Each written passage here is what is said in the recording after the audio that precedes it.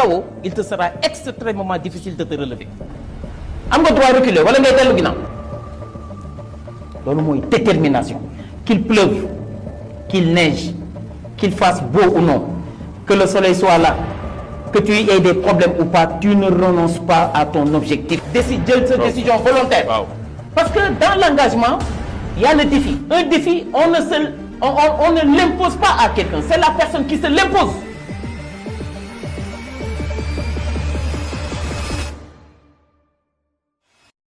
Kenn du ko am di tol.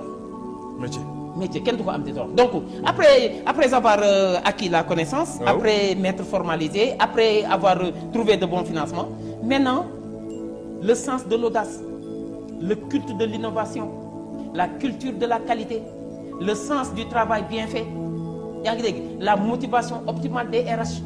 Parce que quand une personne n'est pas motivée, elle ne fait que émarger. Elle ne se surpasse pas, elle ne dépasse pas ses limites. Elle est là que pour émarger, pour qu'on n'ait pas d'excuses pour ne pas lui donner son salaire. Quand la ressource humaine n'est pas motivée, elle fait semblant de travailler, mais elle ne travaille pas en réalité. C'est-à-dire, lorsqu'elle quittait son domicile au petit matin, elle a ouvert son réfrigérateur, y a placé son cœur. Elle est venue vite à l'entreprise. Mais quand la personne elle est motivée, elle vient à l'entreprise avec son cœur, elle est entière, elle sourit, elle plaisante, elle partage ses connaissances. Nan nga koy motiver de deux manières. Une motivation d'abord symbolique et une motivation financière.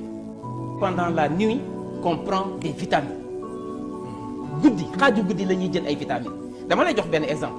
Yow jógeel fii Thiès 9h ci suba ak sa oto yoreel 88 pap nga ni man Ndakaaru laa jëm 3h du matin na jot nga yor 205 ni Ndakaaru laa jëm nga chronomètre déggoo ma de. Donc pendant la nuit, il y a pas d'embouteillage entre l'individu et son Seigneur. La route elle est bien, la route elle est dégagée et facilement la personne peut avoir l'agrément de son Seigneur. Dama mos toog man la chance que j'ai eue dans ma vie, moi j'ai côtoyé de grands hommes. Un leader partage avec les autres ce qu'il aimerait avoir pour soi-même et laisse avec les autres ce qu'ils ont. C'est ça qui va te singulariser et c'est ça qui va t'exceptionnaliser. Tu ne peux pas être leader en ayant peur. La peur, elle déstabilise.